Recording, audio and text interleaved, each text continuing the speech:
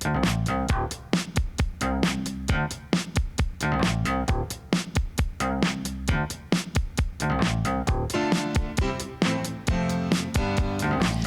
Marcia Kavanaugh. Thanks so much for joining us.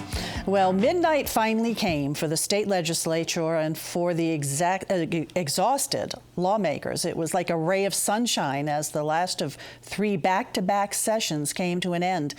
We'll look at the results and at the new governor's raucous honeymoon. We'll also examine what we've learned about Tom Benson's settlement with his family and what the mayor had to say about the state of the city and a compromise about running parish prison, as well as the murder of a police officer. Running with us are tonight's Informed Sources. Errol, Laborde, producer of Informed Sources.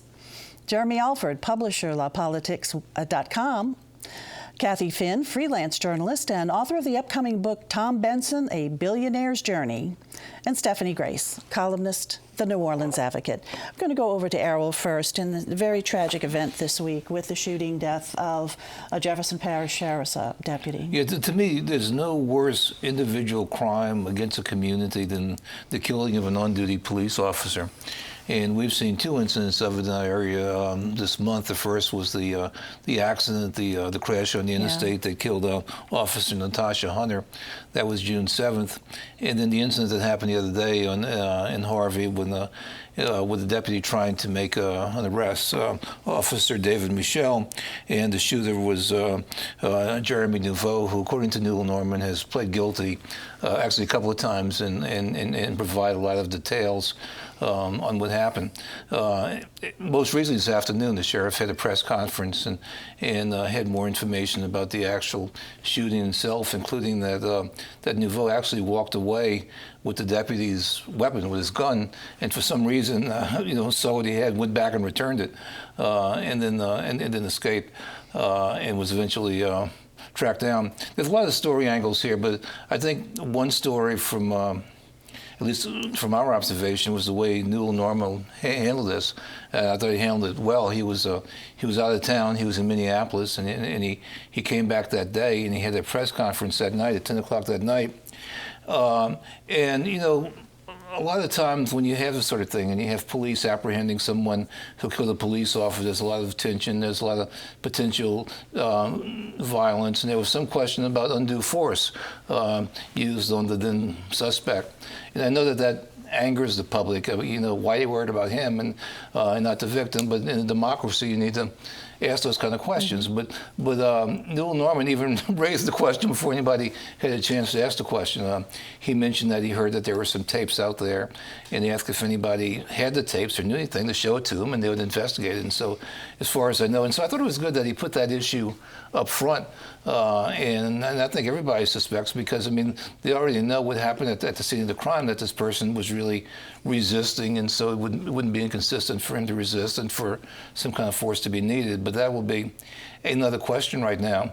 The other thing that kind of amazed me about his press conference was, obviously very emotional and upset about this. And he says, I've been doing this for 39 years. And he says, people ask me, why do these things happen? And he says, I don't know. I have no idea. Well, I suspect he has an idea, because this was a case that we've seen so many times of a young man who was raised in a single-family household, who obviously didn't have much guidance, and whose own grandmother said that she asked him to leave to go live with the other grandmother because there were a lot of problems there. And so you see this social world there that that he came out of, and so it's just tragic all the way. It is tragic all the way, and I heard a quote from a family member saying there were 2 deaths, one of the assailant and one of the fallen officer, and certainly our condolences to Deputy Michel's family, and also to the Jefferson Parish Sheriff's Office. This hits them all like a family, and it just really points out just how dangerous that profession is,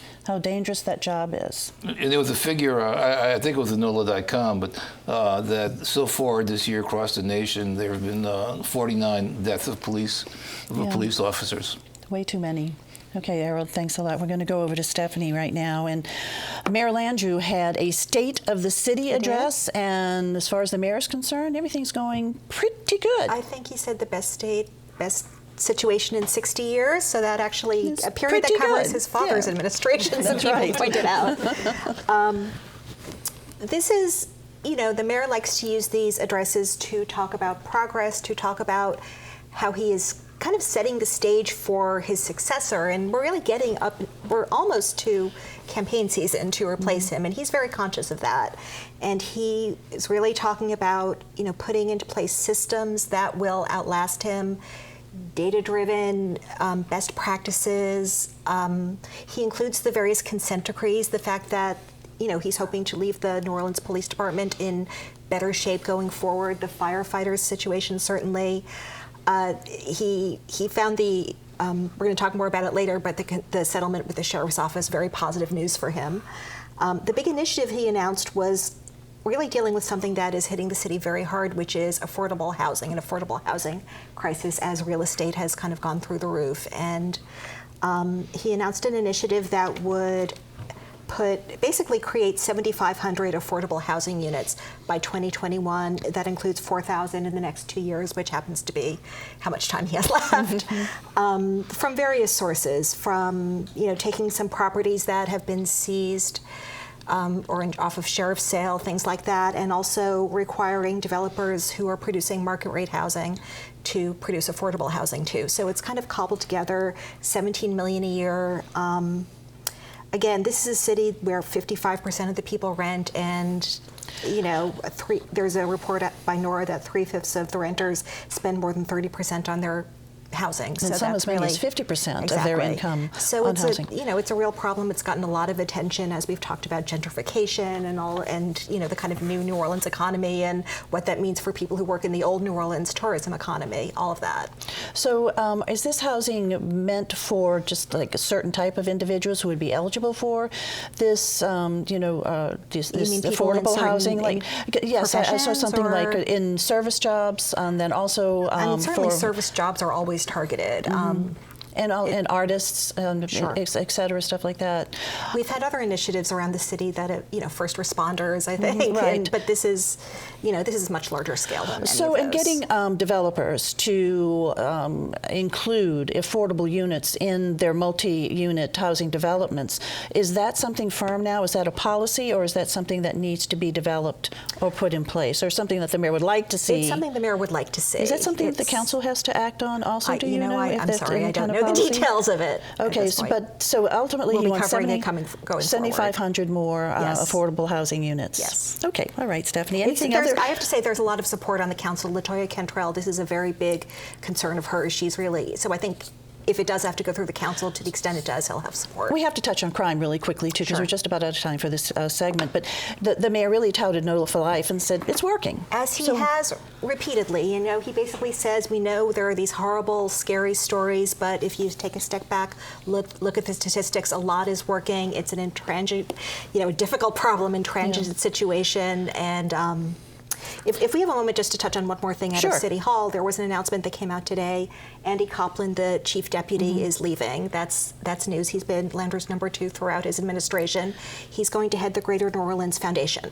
Okay, and he had been in the running for UNO He president. had, yes, and he will be replaced by Jeff Hebert, who is the chief resilience officer and heads NORA. So again, someone with a big focus on housing. So that probably dovetails with this initiative pretty well. So City of New Orleans, state of the city, pretty good, but still some work to do. Exactly. And drive down the streets. Yes. Yeah, we definitely know that. Jeremy, over to you.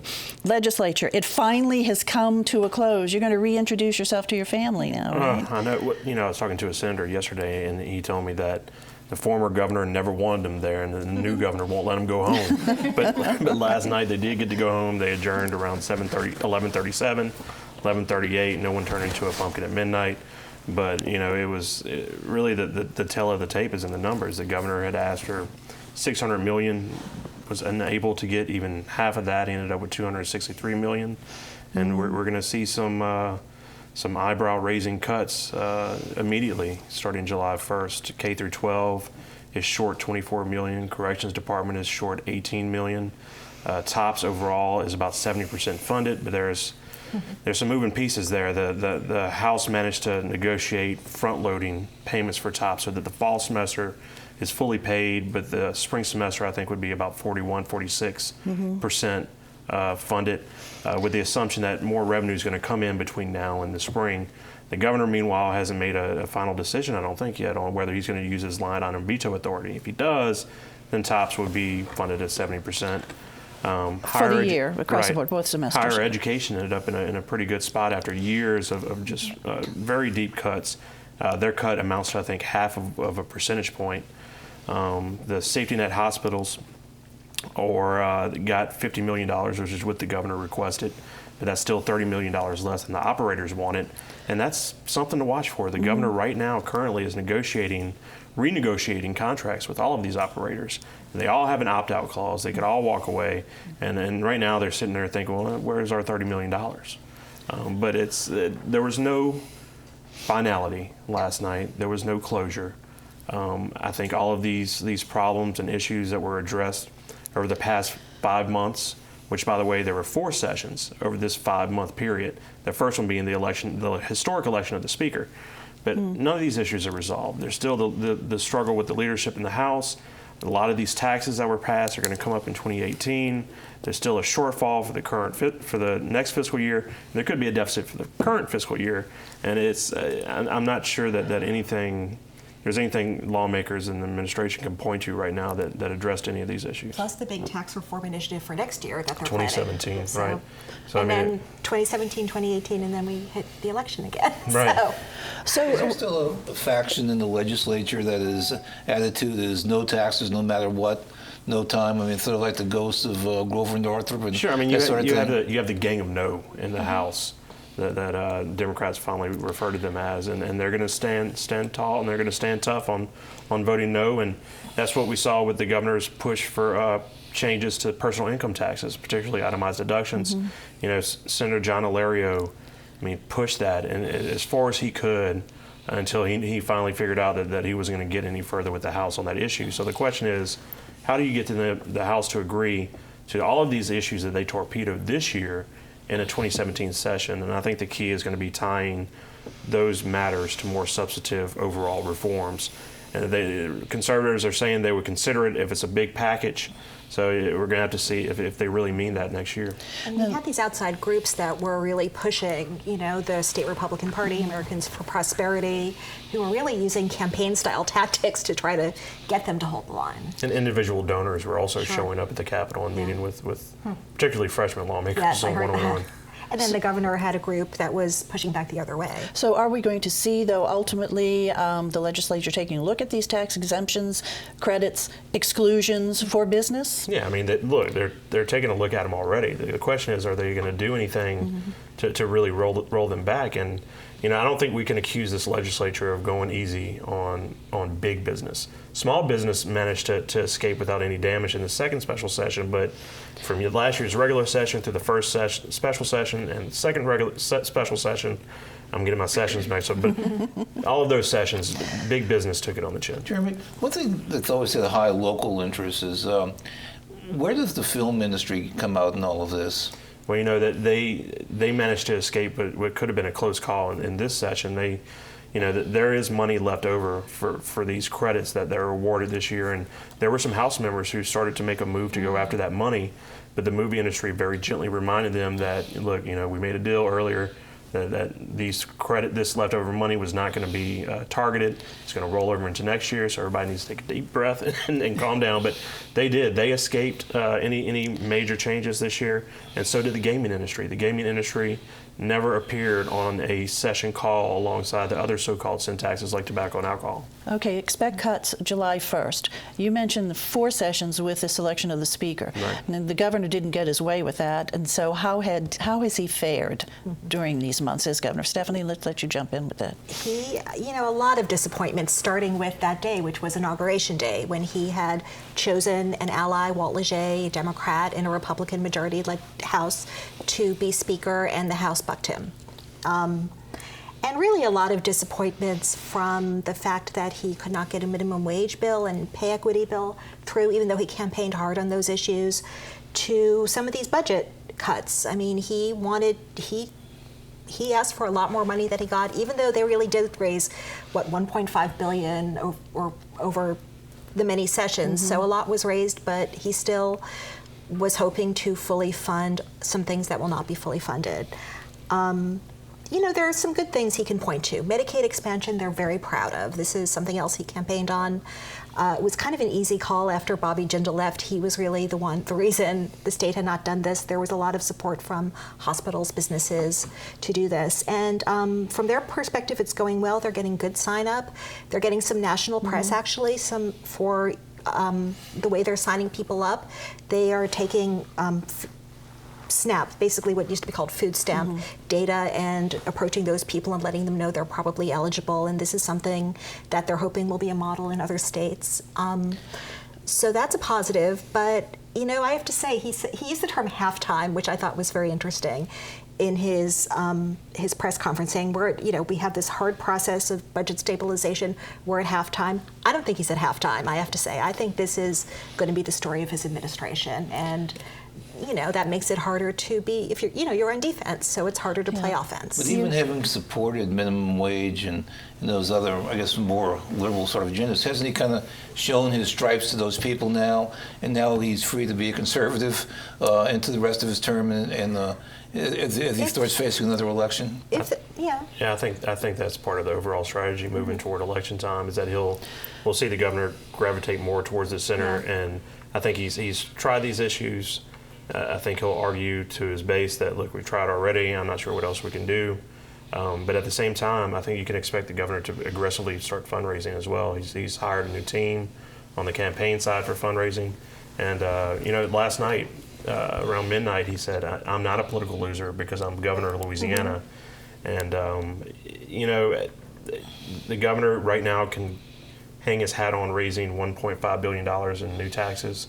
I'm not sure that most conservatives would want to hang their hat on that, and he describes himself as a conservative. He barely didn't even get half of what he requested from the legislature this year.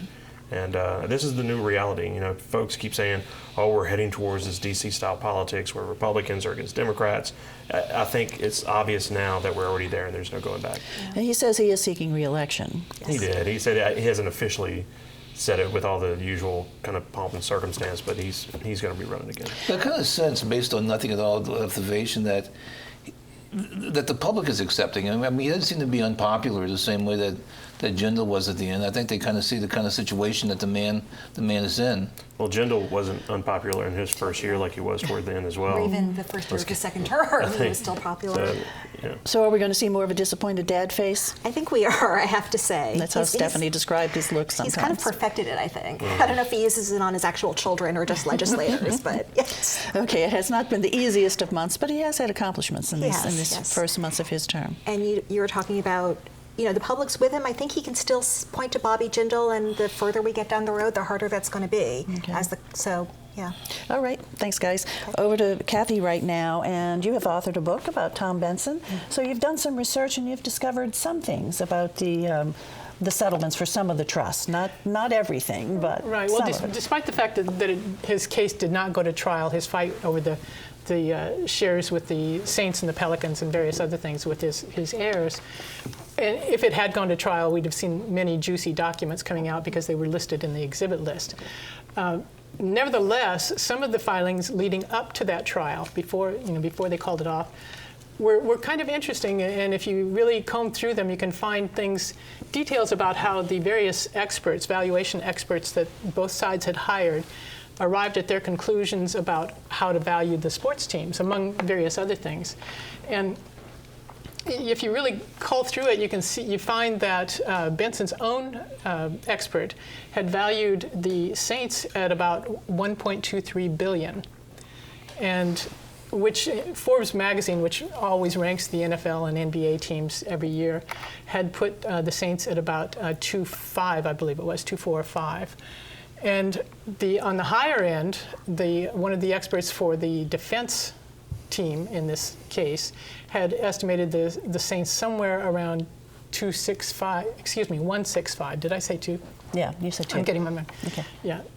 So you meant one. That was Benson's team valued it at $1.23 billion, and Forbes was 1.5, I think, and the higher defense expert put it at 1.65.